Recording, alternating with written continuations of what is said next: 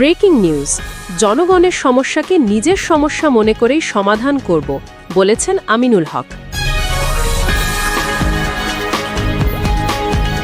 Breaking news, DUCSU নির্বাচনে ছাত্রদলের মনোনয়নপত্র ক্রয় ঠেকাতে মব করা হয়েছে, অভিযোগ রিজভির।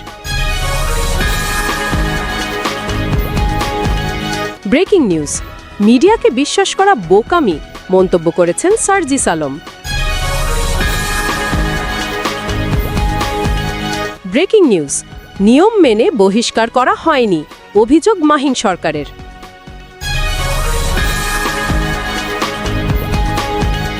এতক্ষণ শুনছিলেন সংবাদ শিরোনাম, এবারে বিস্তারিত।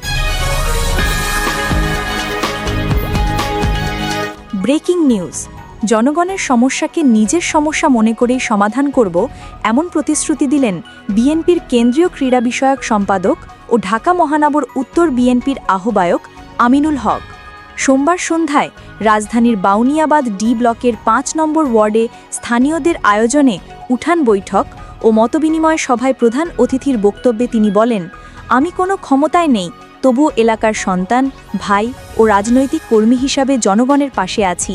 তিনি আরও বলেন, গত ১৭ বছরের স্বৈরশাসক শেখ হাসিনা সরকারের দুঃশাসনে জনগণ অবহেলিত থেকেছে, অথচ অবৈধ সংসদ সদস্যরা কখনো এভাবে সাধারণ মানুষের পাশে দাঁড়াননি।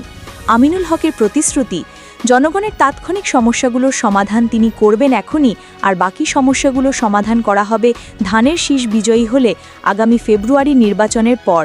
বক্তৃতায় তিনি উল্লেখ করেন, মসজিদ, ঈদগাহ, খেলার মাঠ, পানি, ড্রেনেজ, পয়ঃনিষ্কাশন সহ প্রতিটি সমস্যার স্থায়ী সমাধান হবে বিএনপি ক্ষমতায় এলে। পাশাপাশি তিনি ধর্মীয় মূল্যবোধ ও সামাজিক অবকাঠামো উন্নয়নের উপর গুরুত্ব দেন। জনগণের উদ্দেশ্যে তিনি স্পষ্ট বার্তা দেন, যে নেতা জনগণের সমস্যার সমাধানে এগিয়ে আসবে না, আমার কাছে তার কোনো মূল্য নেই।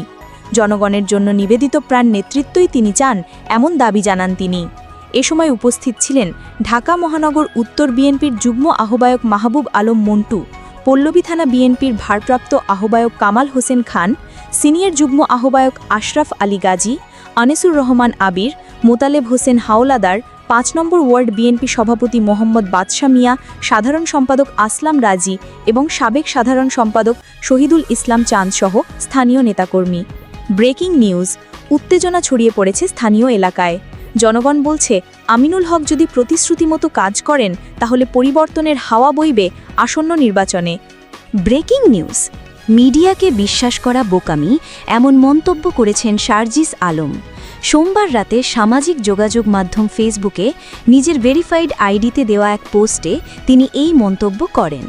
সার্জিস আলম লিখেছেন, মিডিয়া কিছু বলছে মানে সেটা সত্যি, এটা বিশ্বাস করা বোকামি। তিনি আরও বলেন, মিডিয়া অনেক ক্ষেত্রে যতটা না সত্যকে তুলে ধরে, তার চেয়েও বেশি ব্যক্তি, গোষ্ঠী, ব্যবসায়ী, রাজনৈতিক দল, মতাদর্শ কিংবা নির্দিষ্ট এজেন্ডার স্বার্থই পূরণ করে থাকে। আগামীর বাংলাদেশে ইলেকট্রনিক ও প্রিন্ট মিডিয়াকে প্রকৃতপক্ষে মিডিয়ার ভূমিকায় দেখতে চান বলেও আশাবাদ ব্যক্ত করেছেন তিনি। News desk, Dhaka. Breaking news আপনারা শুনছেন। নিয়ম মেনে বহিষ্কার করা হয়নি, অভিযোগ করেছেন জাতীয় নাগরিক পার্টির সদ্য বহিষ্কৃত যুগ্ম সদস্য সচিব মাহিন সরকার। দলীয় শৃঙ্খলা ভঙ্গের অভিযোগ এনে তাকে বহিষ্কার করা হয়েছে। তবে তিনি দাবি করেছেন, এর আগে কোনো নোটিশ পর্যন্ত দেওয়া হয়নি। সোমবার রাতে প্রতিক্রিয়া জানাতে গিয়ে মাহিন সরকার বলেন, ঢাকা বিশ্ববিদ্যালয় কেন্দ্রীয় ছাত্র সংসদ ডাকসু নির্বাচনে প্রার্থী হওয়া ছাড়া তার বিরুদ্ধে শৃঙ্খলা ভঙ্গের মতো কোনো কাজ নেই।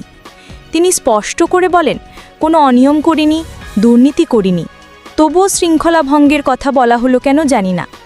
মাহিন সরকার জানান, দলের পক্ষ থেকে ডাকসু নির্বাচনে আরও নিচের পদে লড়ার প্রস্তাব করা হয়েছিল, কিন্তু তিনি তা প্রত্যাখ্যান করেন।